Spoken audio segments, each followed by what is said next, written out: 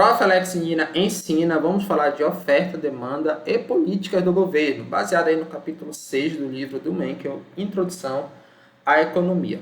Antes, vamos recapitular aqui, a lei da oferta e da demanda diz que quando o mercado é livre de intervenção, ou seja, o governo não está intervindo, funciona ali a mão livre do mercado do Adam Smith, os preços se equilibram. Você tem a curva da oferta e a curva da demanda, e ambas encontram ali uma quantidade de equilíbrio de preço e quantidade para qualquer mercadoria. Aqui a gente está usando o preço do sorvete.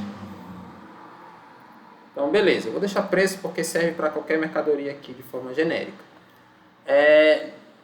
Vou deixar o preço do sorvete porque era o nosso exemplo, tá? Então, o preço do sorvete está em equilíbrio. Nem todos ficam satisfeitos com isso.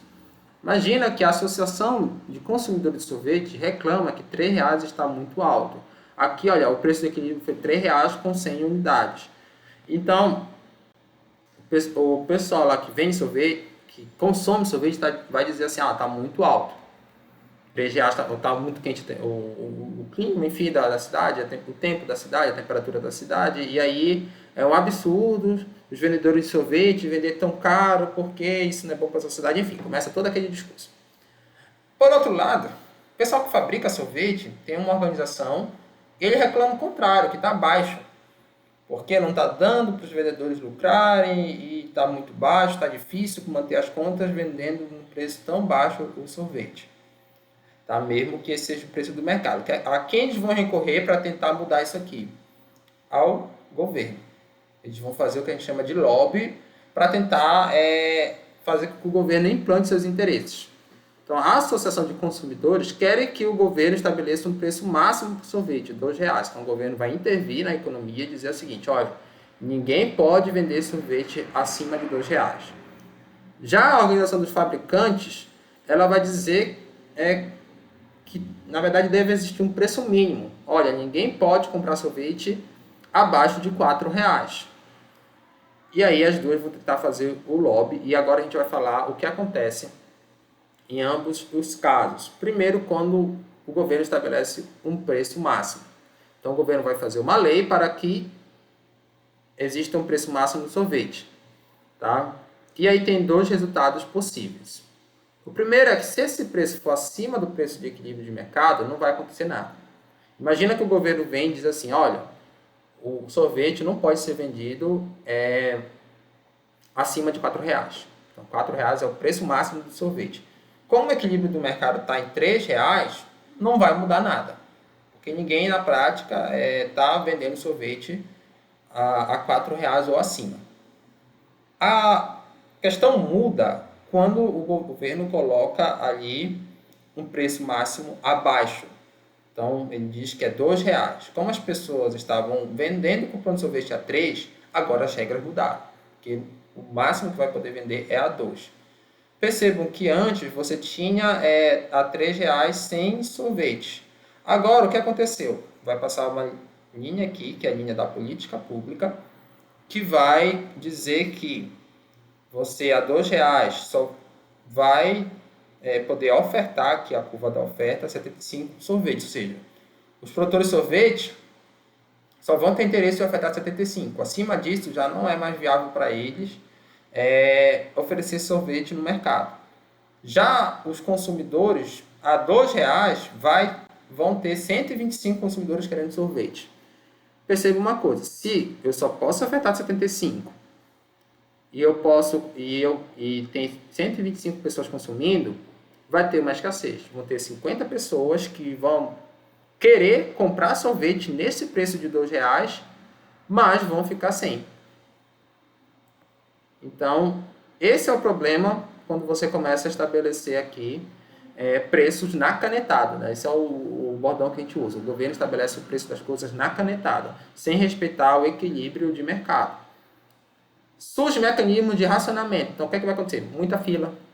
Vendedores adotam critérios pessoais para oferta, então eles vão passar a vender somente para amigos e parentes, e aí deixa de prevalecer o critério econômico daquele que quer e tem condições de pagar, para prevalecer o que a gente chama de clientelismo, coleguismo, enfim.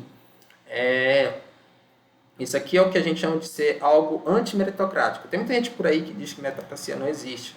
Mas tome cuidado com esse tipo de coisa, porque quando você estabelece outros critérios para a questão econômica, eu vou contratar alguém para minha empresa porque é meu parente, ao invés de contratar uma pessoa que seja bom para aquela função.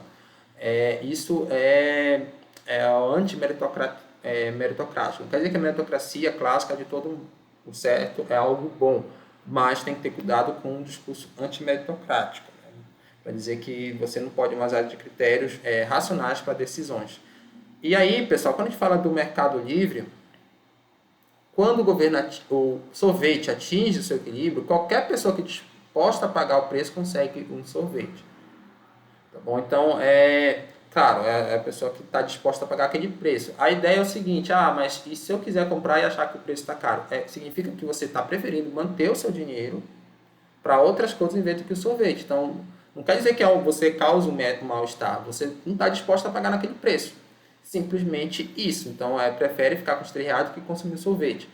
Percebam que a natureza do problema é diferente aqui, porque o sorvete está sendo vendido num preço que você está disposto a pagar. Você tem os R$2, você está disposto a pagar, mas você não pode porque existe uma escassez de sorvete no mercado. E aí vão beneficiar pessoas por outros motivos que estão na mesma situação de você, mas por algum outro motivo vai ser beneficiado e você vai ser de fato prejudicado nessa situação. E o que acontece então quando o governo estabelece um preço mínimo? Também são dois resultados que podem acontecer.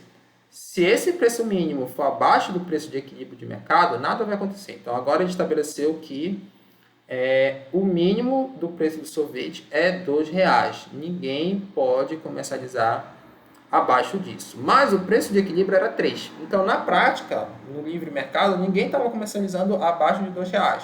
Isso não altera a curva da oferta, nem da demanda, nem a quantidade ofertada, nem a quantidade demandada. Continua exatamente a mesma coisa. O problema acontece quando esse preço mínimo está acima do equilíbrio de mercado. Porque, olha só, o governo vai chegar e vai dizer o seguinte, olha, o sorvete só pode ser ofertado a R$4 ou acima disso. Né? E está tentando beneficiar os produtores de sorvete nisso.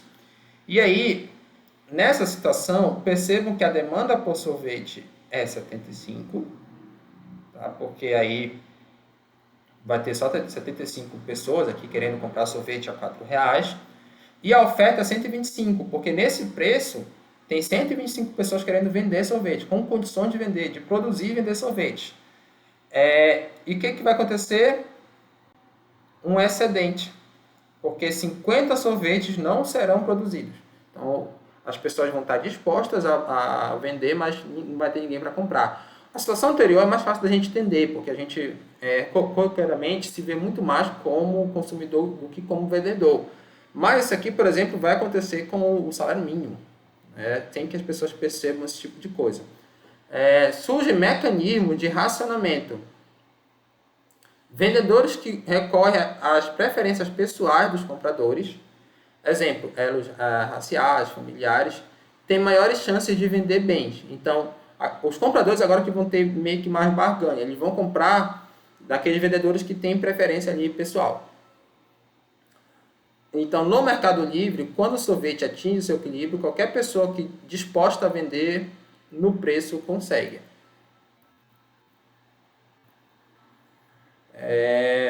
Esse é o problema que acontece. E aí eu já dei meio que um spoiler, né? Mas será que o salário mínimo é bom para o trabalhador?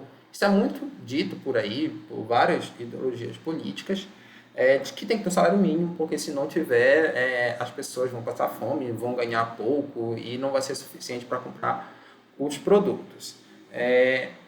Acontece que o salário mínimo, o mercado de trabalho, ele é um mercado como qualquer outro. O que você tem, pelo lado da oferta, as pessoas que vendem sua mão de obra, ou seja, os trabalhadores. E pelo lado da demanda, as pessoas que compram essa mão de obra. Se não tiver intervenção estatal, vai existir aqui um salário de equilíbrio, primeiro aqui, com determinada quantidade de equilíbrio de vaga.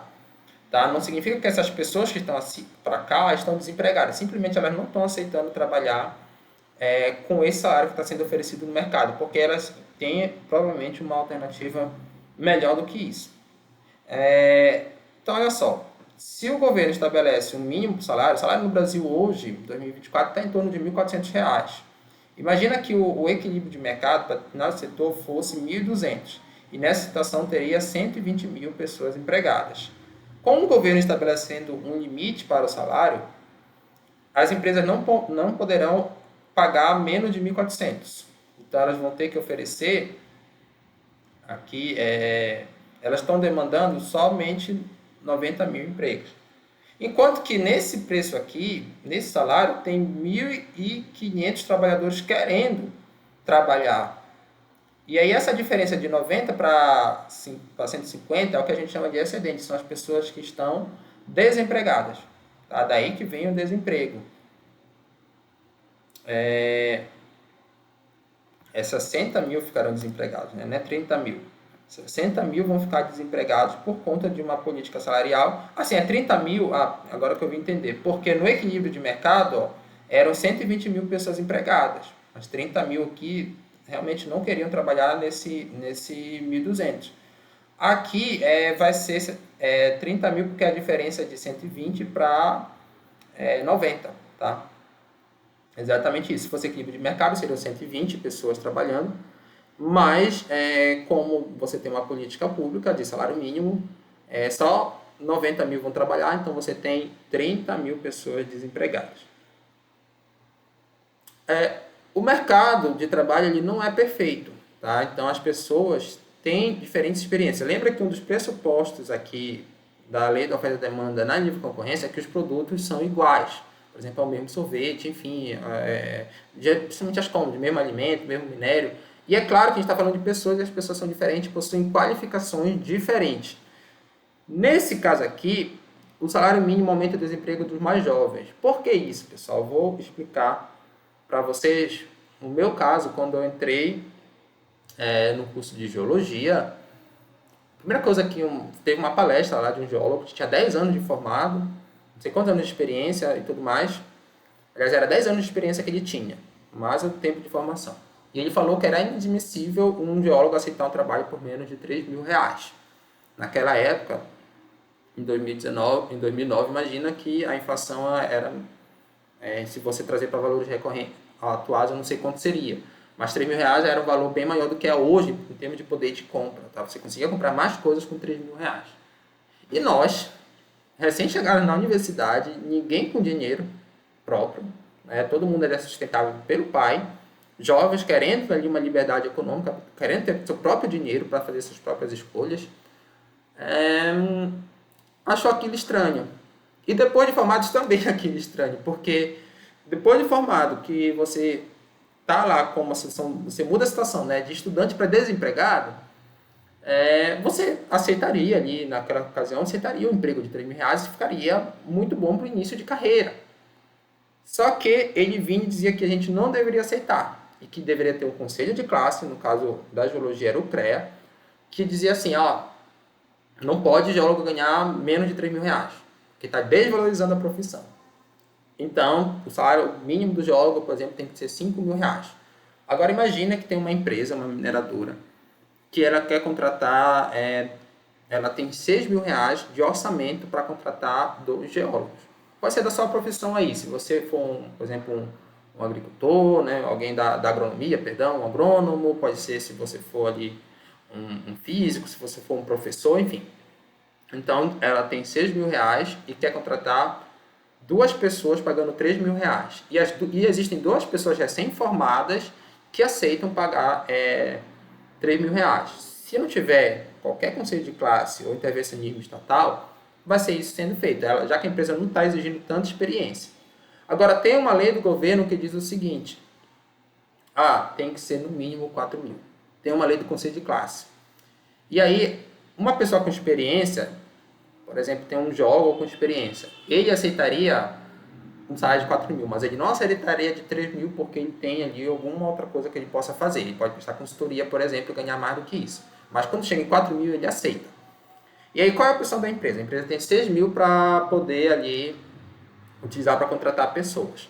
Só que ela não pode contratar 2 profissionais, já que 2 profissionais custariam para ela 8 mil.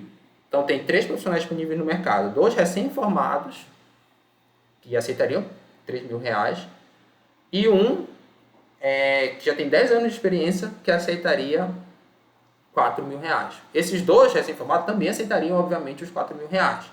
Mas se você estivesse no lugar do gestor da empresa, quem você contrataria? Já que você só pode contratar um. Obviamente, você vai contratar a pessoa que tem mais anos de experiência. O que vai acontecer? Essa pessoa vai conseguir um emprego e as outras duas pessoas vão ficar desempregadas. É por isso que a política do salário mínimo tende a ser maléfica para os mais jovens. Por isso que no Brasil, a maioria dos empregados são mais jovens, são as pessoas mais jovens, tá?